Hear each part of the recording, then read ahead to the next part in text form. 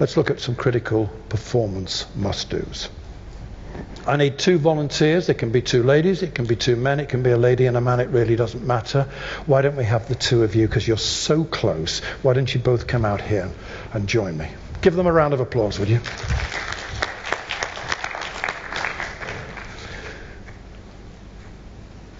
Now, these 2 people here, and I want you to really observe what happens here. These 2 people here, what's your name? Grace. Grace? Victor. Grace and Victor. Grace and Victor. Grace and Victor. Get it in your head. Grace and Victor. Right. Okay, Angela. Grace and Victor. These 2 people are going to have a conversation with each other. One of them is angry. The other is seeking forgiveness. Now, let's be democratic about this. Show of hands for Grace being angry. Oh, well, I'm not only a show of hands, but an enthusiastic endorsement. I think it was a ringing endorsement, and we're going to go with it. Do you do anger? Not voluntarily, but... Well, listen. Right. Victor has really upset you, and you're not just angry. You are spitting feathers, furious. Victor, your job is to say sorry. It's to explain that it was a mistake, that it will never happen again, and it must not be allowed to come between you, because what the 2 of you have together is so important, and it must be cherished and nurtured and protected, and you're so sorry. The only challenge is you don't have any words. You have no language. No language at all. You have no language. Now let's not worry about what we don't have. Let's glory in what we do have as communicators. We have breathing, don't we? Because breathing is good, isn't it? Breathing is useful, isn't it? Good, it's good. So breathing could be, it could be from you, Victor. See the difference in the breathing? Angry. We've got gestures. We've got facial expressions. On the count of 3, get into state. You are angry, Grace. Victor, you are seeking Grace's... Stay in character, Grace. Now listen. The audience may laugh, but part of your performance responsibility now is to stay in character, because they have to see that you're angry, and Victor especially does. Victor, we need to see that you are sorry. Remember, no language. Okay. 3, 2, 1.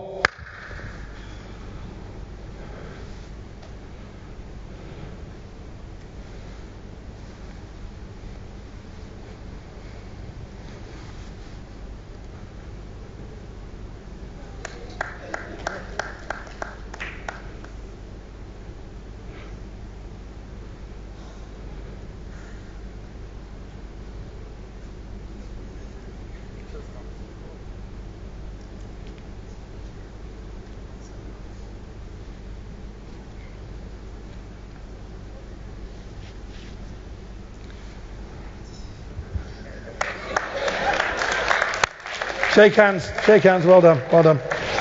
Let's have 2 more. 2 more, and then we'll talk about it. Well done, both of you. Thank you very much indeed. Thank you. Your name? Chris. Chris, that's an easy one, Chris, isn't it? Chris and? Adele. Okay. Chris, why don't you be angry this time? Let's just switch the roles a little bit. You're angry. Adele, you've got to seek forgiveness in whatever way you can. Do remember it's a mixed audience there. In whatever way you can. Stay angry unless literally you feel that it's a genuine, sincere apology, in which case by all means accept it. But if you don't, stay angry. Okay, get into character. You are angry. Seeking forgiveness. 3, 2, 1.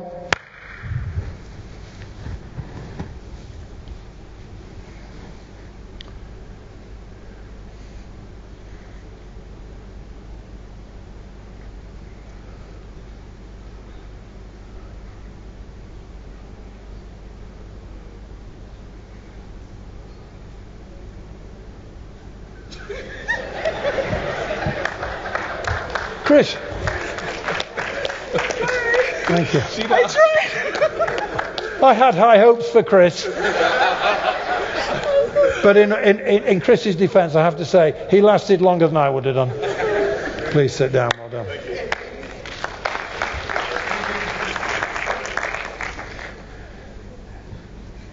In a way, you could describe those two improvisations, those two pieces of communication, if you like, as interesting examples of pure emotional brain communication, because there was nothing, was there, for the thinking brain to process. Nothing at all. It was just an emotional reaction. Chris eventually crumbled. We all knew he would, didn't we? I mean, every man in the audience knew that eventually he would crumble. Would you have lasted longer than him? No. So I wouldn't have done. Let's think about it. The first one was interesting. That one Chris tended to stay looking at Adele, which was interesting. But it was interesting with Victor and Grace. What did Grace do quite a lot of? Yeah, she turned away, didn't she? She kept breaking the eye contact. And that's difficult for Victor, isn't it? Because let's just say it's you and I, and you're trying to say sorry to me now, but I'm doing this.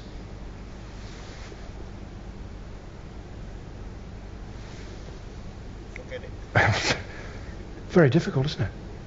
The only way those apologies could happen was if the person seeking forgiveness was looking into the eyes of the person who was angry.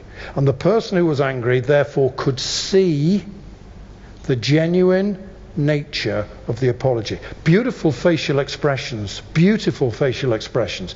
Lovely movement, was there not, from Victor as he went down on that one knee.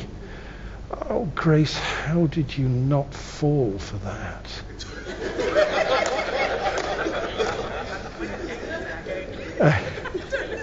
I mean, really, it was a big move from the big man, wasn't it? A big move.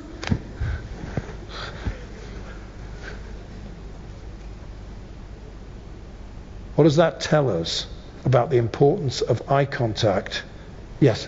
The eyes are the window to the soul. Say again? The eyes are the window to the soul. Oh my goodness me, don't you just love that? Please, thank you very much. Thank you. The eyes are the window to the soul. My goodness me, that is most profound. Thank you. You're absolutely right. And critically, eye contact is essential for the connection to take place. So in the context now of one-to-one communication, we know that eye contact is important, don't we? We know it. The issue is not whether we know it or not. The issue is this. How does it translate when you are talking to more than one person? It could be 2 or 3 people in an audience. It could be an audience as big as this. It really doesn't matter how big it is. Here is a rule. And you break it at your peril because it breaks emotional engagement. It breaks that critical connection between the two parts of the emotional brains. And the rule is simply this. Whenever you're speaking, you speak into the eyes of an audience member. Whenever you are speaking. And yet, here's my laptop. The screen is behind me. How often do you see this? Let me just talk now about information technology and breaking barriers. Now, with what am I now building a connection?